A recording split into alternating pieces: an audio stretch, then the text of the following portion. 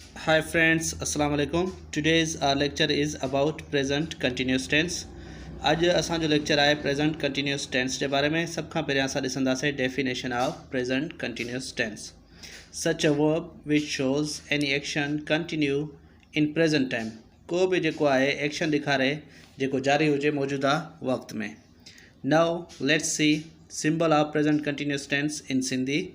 Present continuous tense जूं सिंधी में निशानियूं आहिनि रहियो आहियां, रहिया आहियूं, रही आहे, रहिया आहिनि, रही आहे, रहियूं आहिनि।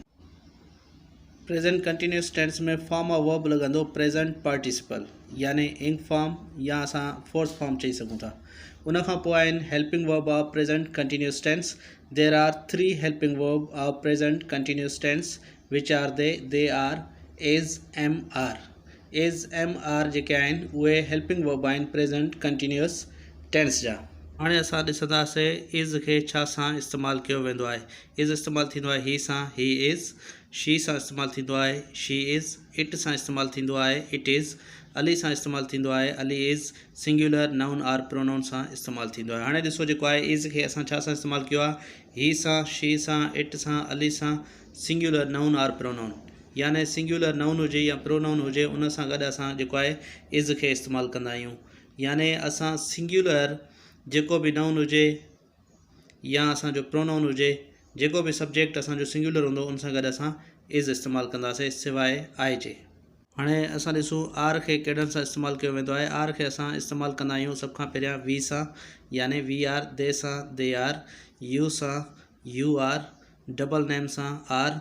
प्लूरल नाउन आर प्रोनाउन सां गॾु जेको आहे असां आर इस्तेमालु कंदा आहियूं। आर जेको आहे जमा सां इस्तेमालु थींदो आहे, जीअं V, they, you. Double name plural noun or pronoun हुजनि उन सां गॾु जेको आहे असां छा कंदा आहियूं, आर इस्तेमालु कंदा आहियूं। Are is used for plural noun or pronoun. For example we, they, you, double name or any other thing etc। उन खां पोइ ॾिसो हाणे असां कंबाइन ॾिसूं इज़ एम आर में छा डिफरेंस आहे। हाणे ॾिसो जेको आहे इज़ एम आर, इज़ जेको आहे सिंगुलर सां इस्तेमालु थींदो आहे ऐं आर जेको आहे असांजो प्लूरल सां इस्तेमालु थींदो आहे। ऐं असां जेको आहे एम खे सिर्फ़ु ऐं सिर्फ़ु आई सां इस्तेमालु कंदा आहियूं। एम खे छा सां इस्तेमालु कंदा आहियूं, सिर्फ़ु ऐं सिर्फ़ु आई सां इस्तेमालु कंदा आहियूं। उन खां पोइ असां ॾिसंदासीं स्ट्रक्चर ऑफ सेंटेंस। छा ॾिसंदासीं असां, structure of sentence. Structure of sentence में सभ खां पहिरियां असांजो ईंदो आहे सब्जेक्ट, पोइ असांजो ईंदो आहे is am are plus first form of main verb plus ing form plus object. Example असां वटि मिसाल आहे a gardener is cutting a tree. हिकु बाग़ीचो वणु कटे रहियो आहे। हिकु बाग़ीचो वणु कटे रहियो आहे। हाणे आ गार्डनर जेको आहे असांजो छा आहे, सब्जेक्ट आहे। इज़ जेको आहे इन जे करे इस्तेमालु थियो आहे, असांजो गार्डनर जेको आहे उहो सिंगुलर आहे। उन खां पोइ कट सां गॾु आख़िर में इंक फॉर्म इस्तेमालु थींदो आहे, यानी प्रेजेंट पार्टिसिपल सां इस्तेमालु कयो आहे। आख़िर में असां ट्री यानी ऑब्जेक्ट रखियो आहे। उन खां पोइ ॿियो नंबर जुमिलो आहे I am driving a car. मां कार हलाए रहियो आहियां। हाणे आए सां तव्हांखे ख़बर आहे, अंडरस्टूड ॻाल्हि आहे, आए सां असां सिर्फ़ु ऐं सिर्फ़ु एम इस्तेमालु कंदा आहियूं। हाणे असां ॾिसंदासीं नेगेटिव सेंटेंस कीअं ठहंदो आहे प्रेजेंट कंटिन्यूस टेंस में। स्ट्रक्चर असांजो सेम आहे, सिर्फ़ु असां इज़ एम आर जे साम्हूं नॉट रखंदासीं, यानी subject plus is am are plus not plus main verb plus ing form plus object. हाणे ॾिसो मिसाल तौर a gardener is not cutting tree. हिकु बाग़ीचो वणु न कटे रहियो आहे। I am not driving car. मां कार न हलाए रहियो आहियां। हाणे ॾिसो सिर्फ़ु ऐं सिर्फ़ु नॉट ऐं न जो इस्तेमालु थियो आहे नेगेटिव सेंटेंस ठाहिण जे लाइ। बाक़ी जेको असांजो पैटर्न साॻियो रहियो आहे। उन खां पोइ असां हाणे ॾिसंदासीं structure of interrogative sentence. Structure of interrogative sentence बि असांजो साॻियो रहंदो।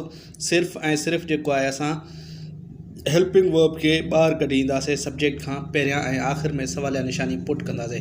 कीअं ॾिसो, is am are plus subject plus main verb plus ing form plus object, आख़िर में जेको आहे सवालिया निशानी। लेट सपोज छा हिकु बाग़ीचो वणु कटे रहियो आहे। Is a gardener cutting a tree. छा मां कार हलाए रहियो आहियां। Am I driving a car. हाणे ॾिसो इज़ ऐं एम जेको असां छा कयो आहे, सभ खां पहिरियां जेको आहे जुमिले में रखियो आहे। उन खां पोइ असांजो जुमिलो छा थी वियो, सवालिया यानी इंट्रागेटिव सेंटेंस थी वियो। हाणे ॾिसो structure of negative and interrogative sentence. हाणे सवालिया ऐं नाकारी ॿई हिकिड़े जुमिले में असां कीअं कंदासीं, ॾिसो सभ खां पहिरियां असां रखंदासीं is am are plus subject plus not plus main verb plus ing form plus object आख़िर में सवालिया निशानी।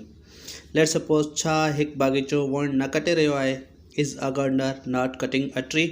छा मां कार न हलाए रहियो आहियां, am I not driving a car. आख़िर में असां इस्तेमालु कंदा आहियूं WH क्वेश्चन्स। WH क्वेश्चन्स जो इंट्रोगेटिव सेंटेंस वांगुरु ई हूंदो आहे, सिर्फ़ु असां जेको आहे सभ खां पहिरियां WH, पोइ जेको आहे असां हेल्पिंग वर्ब, पोइ सब्जेक्ट, ऐं पोइ जेको आहे मेन वर्ब, पोइ जेको आहे इंग फॉर्म, पोइ आख़िर में जेको आहे ऑब्जेक्ट रखी सवालिया निशानी ॾींदा आहियूं। लेट सपोज तव्हां छा करे रहिया आहियो, वट आर यू डूइंग। ऐं आख़िर में असां हिकिड़ो जुमिलो खणंदासीं जंहिंखे चइनि क़िस्मनि में चेंज कंदासीं। जुमिलो आहे असां वटि he is playing football. He is playing football, इन खे असां जेको आहे नेगेटिव में चेंज कंदासीं he is not playing football, यानी सिर्फ़ु जेको आहे नॉट जो इज़ाफ़ो थियो आहे। टियों नंबर असांजो सेंटेंस आहे इज़ ही प्लेइंग फुटबॉल, छा हू फुटबॉल खेॾे रहियो आहे। चौथों नंबर आहे असांजो इज़ ही नॉट प्लेइंग। पहिरियों नंबर असांजो जुमिलो हुयो बयानी में ही इज़ प्लेइंग फुटबॉल। हाणे इहो जेको असांजो सिंपल आहे। ॿियो नंबर हुयो असांजो जेको आहे नेगेटिव में, जंहिंमें असां हेल्पिंग वर्ब यानी इज़ सां गॾु नॉट जो इज़ाफ़ो कयो आहे। टियों नंबर असां ठाहियो आहे सवाली जुमिलो। सवाली जुमिलो ठाहिण जे लाइ सभ खां पहिरियां असां हेल्पिंग वर्ब रखंदा आहियूं, जेको असां वटि आहे इज़, उहो रखी करे बाक़ी साॻियो रखंदा आहियूं, असांजो जुमिलो सवाली ठहियो वेंदो आहे। चौथों नंबर असांजो जुमिलो हूंदो आहे सवाली ऐं नाकारी। सभ खां पहिरियां असां जेको आहे हेल्पिंग वर्ब, पोइ सब्जेक्ट, पोइ नॉट रखी करे असां सवाली ऐं नाकारी जुमिलो ठाहींदा आहियूं। Thank U very much for watching my video.